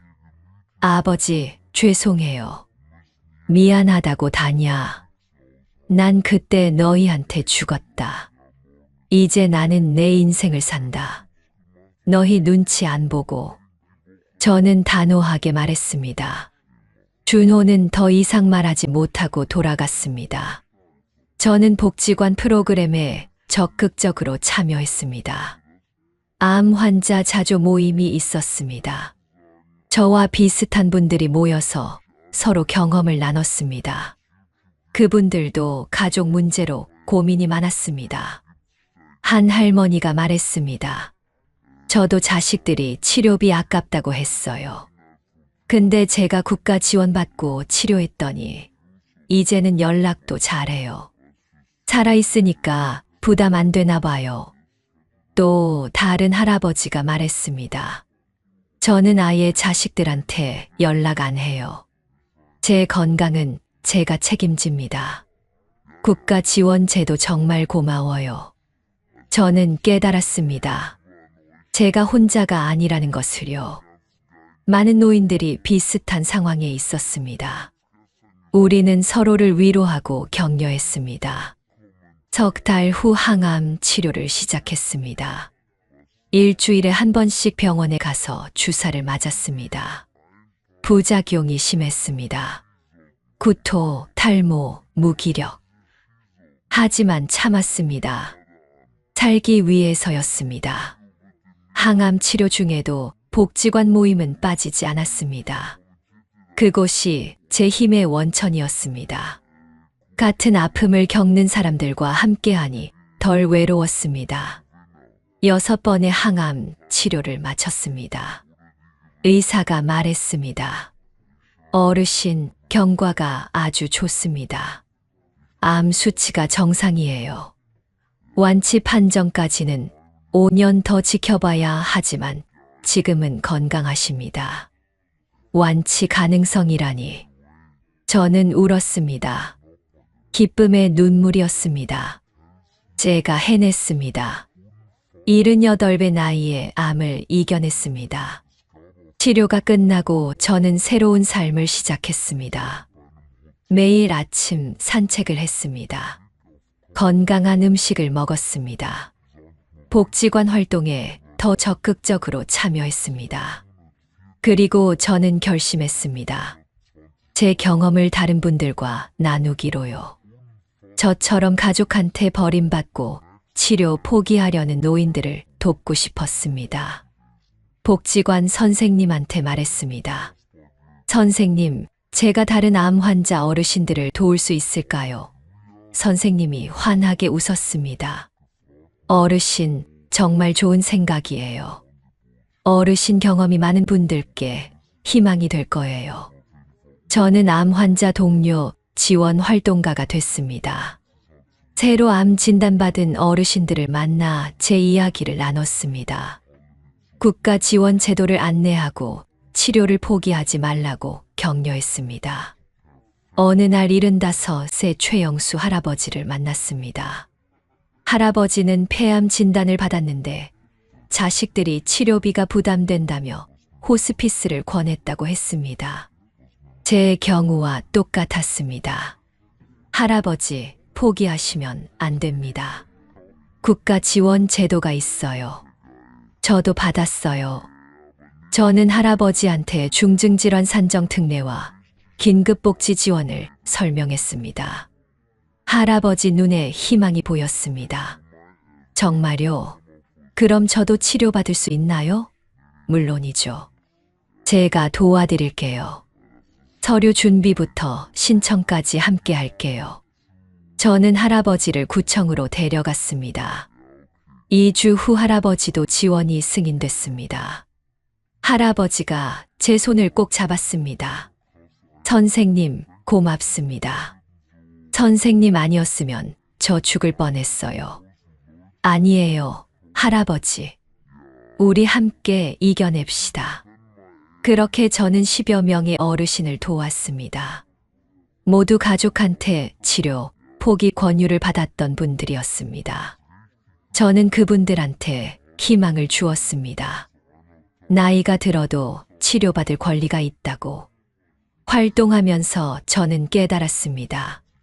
이게 제가 살아야 하는 이유구나. 제 경험이 다른 분들을 살리고 있구나. 제 고통이 헛되지 않았구나. 1년이 지났습니다. 정기 검진 결과 암 재발 징후가 없었습니다. 의사가 말했습니다. 어르신, 정말 잘 회복하셨어요. 이 나이에 이렇게 건강하신 분 드뭅니다. 저는 자랑스러웠습니다. 그 무렵 준호한테서 연락이 왔습니다. 아버지, 설날인데 저희 집에 오세요. 저는 거절했습니다. 나는 바쁘다. 복지관 행사 있어. 사실 행사는 없었습니다. 하지만 저는 가고 싶지 않았습니다. 은미도 전화했습니다. 아버지, 제발 화 좀 푸세요. 저희가 잘못했어요. 잘못한 거 알면 됐다. 난 이제 괜찮다. 혼자서도 잘 산다. 저는 담담하게 말했습니다. 사실 서운함은 여전했습니다. 하지만 저는 그 감정에 갇히고 싶지 않았습니다. 제게는 해야 할 일이 있었습니다. 다른 노인들을 돕는 일이요. 복지관에서 제게 제안을 했습니다. 어르신, 암 환자 권리 교육 강사를 해주실 수 있으세요? 저는 흔쾌히 수락했습니다. 매주 화요일 복지관에서 강의를 했습니다. 여러분, 나이가 들었다고 치료받을 권리가 사라지는 게 아닙니다. 70, 80이어도 살 권리가 있습니다. 가족이 포기하라고 해도 여러분이 결정하는 겁니다. 제 말에 어르신들이 고개를 끄덕였습니다. 중증질환 산정 특례를 꼭 신청하세요. 병원비의 95%를 국가가 부담합니다. 긴급복지 지원도 있습니다. 생활비를 지원받을 수 있어요. 재난적 의료비 지원도 있습니다. 모르면 손해봅니다. 강의 후 많은 분들이 제게 다가왔습니다. 선생님, 저도 암인데 치료비가 없어서 고민이에요. 선생님, 자식들이 돈 없다고 하는데 어떻게 해요? 저는 한 분 한 분 상담했습니다. 그 중에는 실제로 치료를 시작하신 분들도 있었습니다. 80세 할머니도 계셨습니다. 선생님 덕분에 수술 받았어요. 이제 건강해졌어요. 할머니의 밝은 얼굴을 보며 저는 보람을 느꼈습니다. 2년이 지났습니다. 저는 여전히 건강했습니다. 2년이 지났습니다. 저는 여전히 건강했습니다. 암 재발도 없었습니다. 정기 검진마다 의사는 감탄했습니다. 어르신, 정말 모범 사례예요. 78배 암 진단받고 80이 된 지금까지 이렇게 건강하신 분 처음 봐요. 저는 그 비결을 알고 있었습니다. 살아야 할 이유가 있었기 때문입니다. 제가 도와야 할 사람들이 있었기 때문입니다. 매일 아침 눈을 뜰 때마다 오늘은 누구를 도울까 생각했습니다. 복지관에서 제 활동이 알려지면서 다른 지역에서도 강의 요청이 들어왔습니다. 인천 다른 구, 서울, 경기도. 저는 갈 수 있는 곳은 다 갔습니다. 제 경험이 누군가에게 희망이 된다면 어디든 가겠다고 생각했습니다. 어느 날 방송국에서 연락이 왔습니다. 어르신, 노인의료 인권 특집 프로그램에 출연해 주실 수 있으세요? 저는 긴장됐지만 수락했습니다. 더 많은 분들에게 알려야 한다고 생각했습니다. 촬영 당일 스튜디오는 낯설었습니다. 하지만 카메라 앞에 서자 자신감이 생겼습니다. 진행자가 물었습니다. 어르신, 자녀분들이 치료 포기를 권했을 때 어떤 기분이셨나요? 배신당한 기분이었습니다. 제가 평생 키운 자식들이 저를 버린다는 게 믿기지 않았어요. 하지만 동시에 깨달았습니다. 제 생명은 제가 지켜야 한다는 것을요. 제 목소리는 떨리지 않았습니다. 그럼 지금은 자녀분들과 관계가 어떠세요? 진행자가 조심스럽게 물었습니다. 연락은 합니다. 하지만 예전 같지 않아요. 그들이 선택한 결과죠. 저는 이제 제 인생을 삽니다. 복지관 어르신들과 함께요. 방송이 나간 후 반응이 뜨거웠습니다. 복지관에 전화가 쏟아졌습니다. 저희 아버지도 비슷한 상황인데 도와주실 수 있나요? 어머니가 암인데 치료 포기하시려고 해요. 어떻게 해야 하나요? 저는 가능한 모든 전화를 받았습니다. 때로는 밤늦게까지 상담했습니다. 제 경험을 나누고 국가 지원 제도를 안내했습니다. 포기하지 마세요. 방법이 있습니다. 그러던 중 인상 깊은 사례가 있었습니다. 77세 김정숙 할머니였습니다. 할머니는 대장암 진단을 받았는데 자녀 셋 모두 치료비를 낼 수 없다며 호스피스를 권했습니다. 할머니는 절망했습니다. 선생님, 저는 이미 죽은 목숨이에요. 자식들도 날 버렸는데 무슨 희망이 있나요? 할머니의 목소리에는 체념이 가득했습니다. 저는 할머니 손을 잡았습니다. 할머니, 저도 똑같은 말을 들었어요. 하지만 저는 지금 80살이고 건강해요. 할머니도 할 수 있어요. 제가 도와드릴게요. 저는 할머니와 함께 구청에 갔습니다. 서류를 준비하고 지원을 신청했습니다.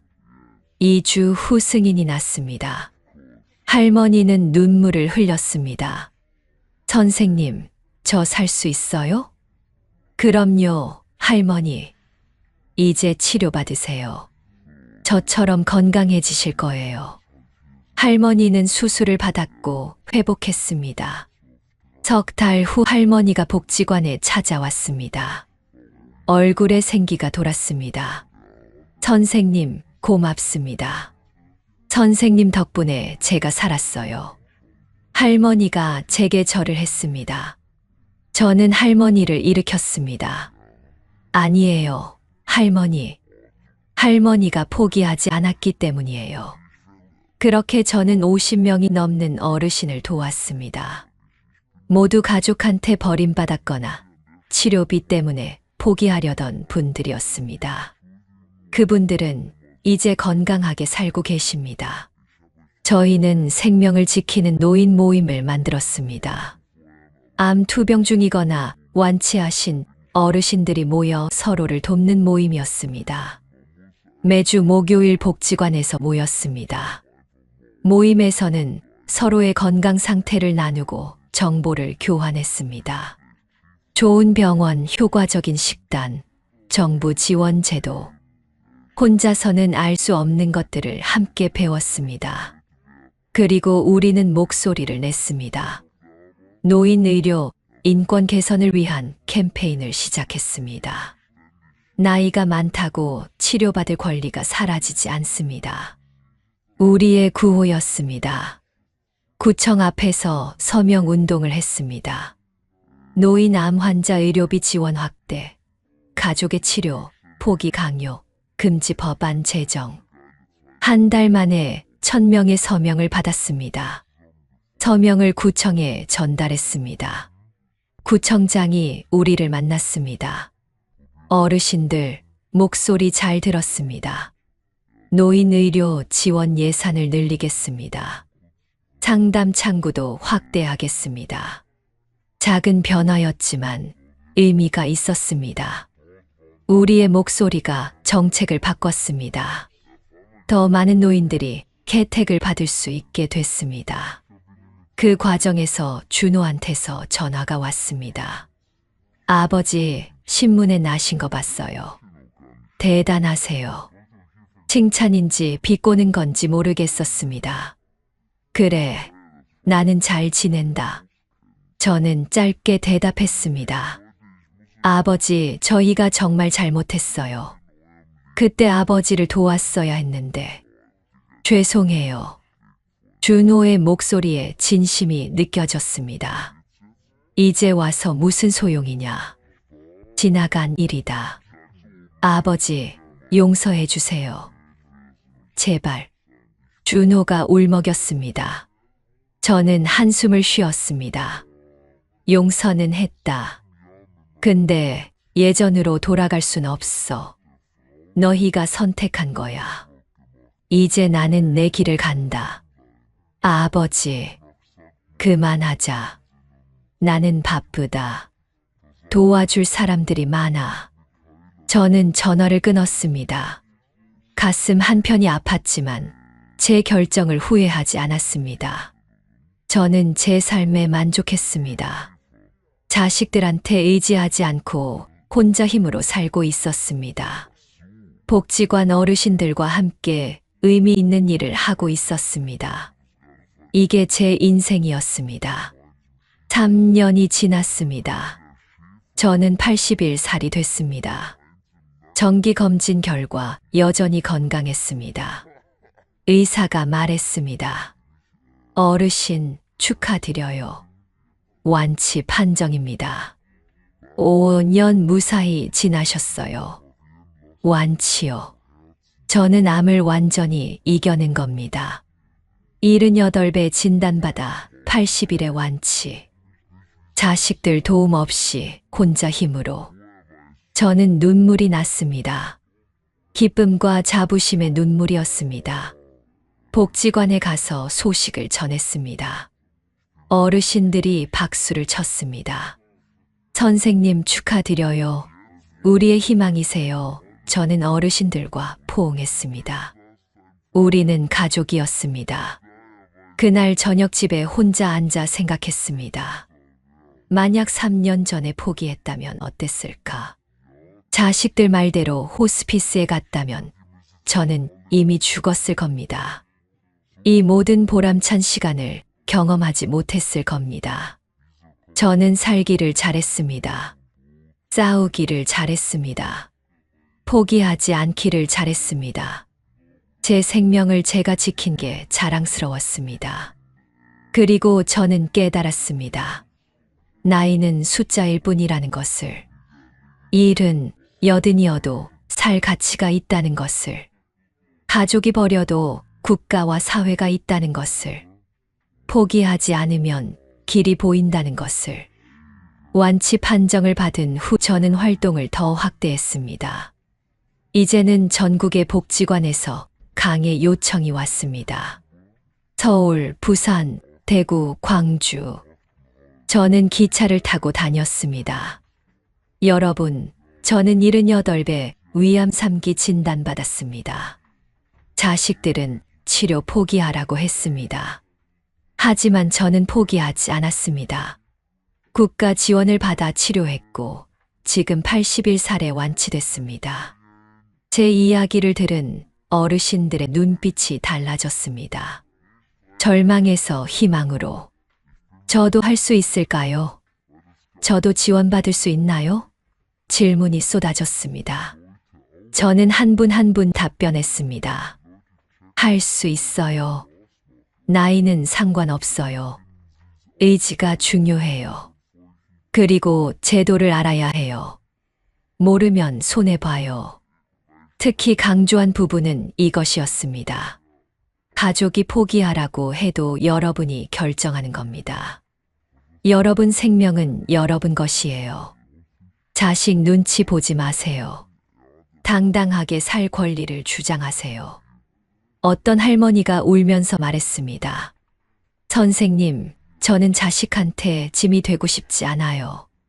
차라리 죽는 게 나을 것 같아요. 저는 할머니한테 다가갔습니다. 할머니, 짐이라니요. 할머니는 소중한 사람이에요. 살 권리가 있어요. 자식들이 뭐라고 하든 할머니, 인생은 할머니 것이에요. 포기하지 마세요. 그 할머니는 나중에 제게 연락을 했습니다. 선생님, 치료받기로 했어요. 선생님 말씀 듣고 용기가 났어요. 고맙습니다. 그런 연락을 받을 때마다 저는 보람을 느꼈습니다. 저는 유튜브 채널도 시작했습니다. 복지관 젊은 직원이 도와줬습니다. 어르신, 유튜브로 더 많은 분들한테 알릴 수 있어요. 제가 촬영하고 편집 도와드릴게요. 박영철의 생명 이야기라는 채널을 만들었습니다. 매주 한 번씩 영상을 올렸습니다. 암 투병 경험, 국가 지원 제도, 건강 관리 팁. 조회수가 점점 올라갔습니다. 댓글이 달렸습니다. 할아버지 덕분에 우리 아버지 치료 시작했어요. 할아버지 영상 보고 희망을 얻었습니다. 80세에도 이렇게 활발하시다니 존경합니다. 구독자가 10,000명을 넘었습니다. 젊은 직원이 축하해 줬습니다. 어르신 대단하세요. 이제 유명 유튜버예요. 저는 웃었습니다. 유명해서 좋은 게 아니라 더 많은 사람을 도울 수 있어서 좋구나.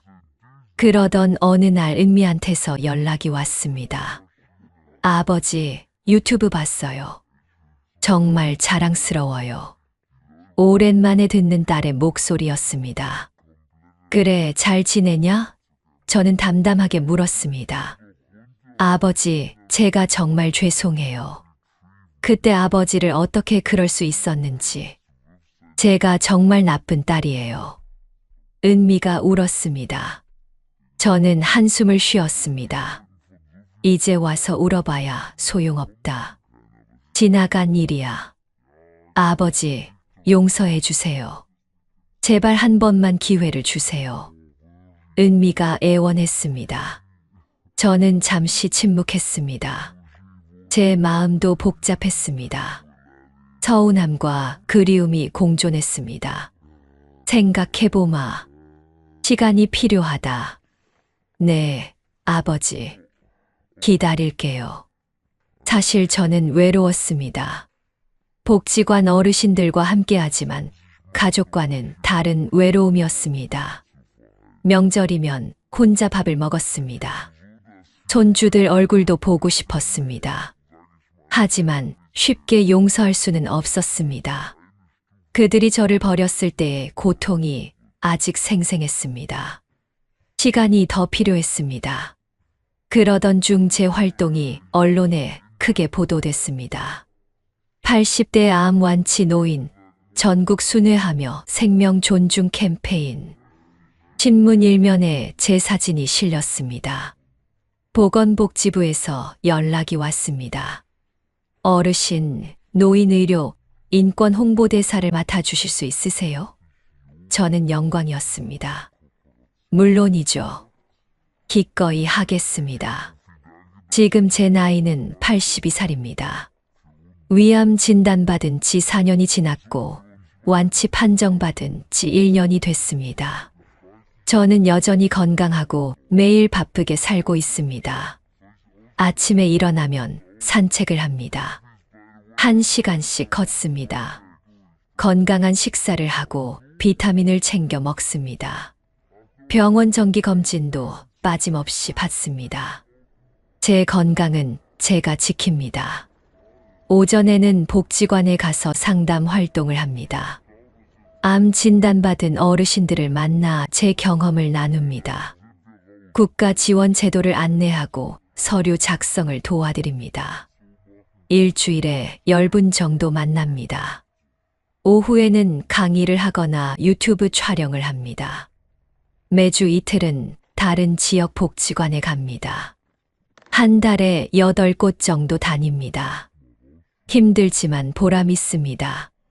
저녁에는 생명을 지키는 노인 모임 회원들과 저녁을 먹습니다. 우리는 이제 100명이 넘습니다. 모두 암을 이겨낸 분들이거나 투병 중인 분들입니다. 우리는 서로를 응원하고 격려합니다. 여러분께 꼭 전하고 싶은 말씀이 있습니다. 혹시 지금 암 진단을 받으셨나요? 혹시 가족이 치료 포기를 권하나요?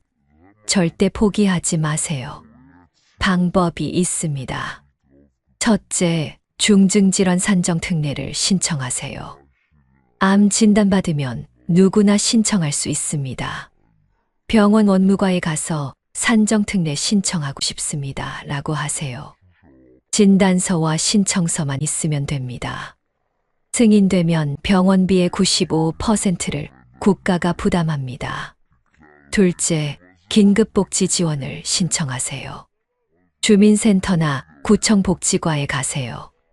암 환자인데 생활이 어렵습니다. 라고 하세요. 소득과 재산 기준만 맞으면 한 달에 60만 원씩 6개월 받을 수 있습니다. 셋째, 재난적 의료비 지원을 알아보세요. 의료비가 소득의 일정 비율을 넘으면 지원받을 수 있습니다. 국민건강보험공단에 문의하세요. 전화번호는 1577-1000입니다. 넷째, 암환자 의료비 지원 사업을 확인하세요. 국가암정보센터 1577-8899로 전화하세요. 소아암, 성인암 모두 지원 프로그램이 있습니다. 조건만 맞으면 수백만 원까지 지원받을 수 있습니다. 다섯째, 간병비 걱정되시면 장기요양보험을 신청하세요. 만 65세 이상이면 누구나 신청할 수 있습니다. 국민건강보험공단에 신청하면 방문조사 나옵니다. 등급받으면 간병 서비스를 저렴하게 이용할 수 있습니다.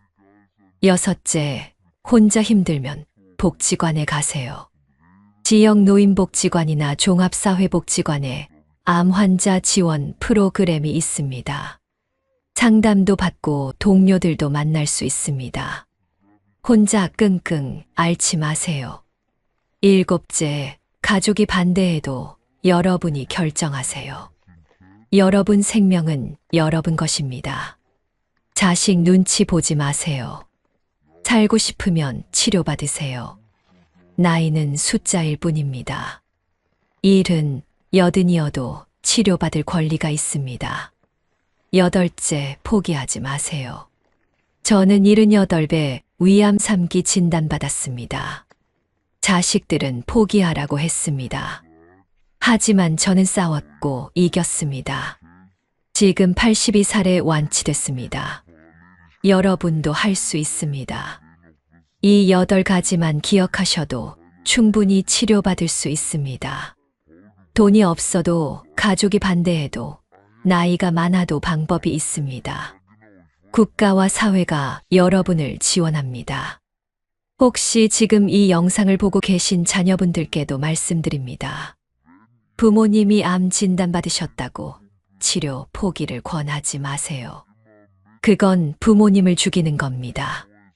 나이가 많아도 치료받을 권리가 있습니다. 치료비가 부담되신다고요? 국가 지원 제도를 알아보세요.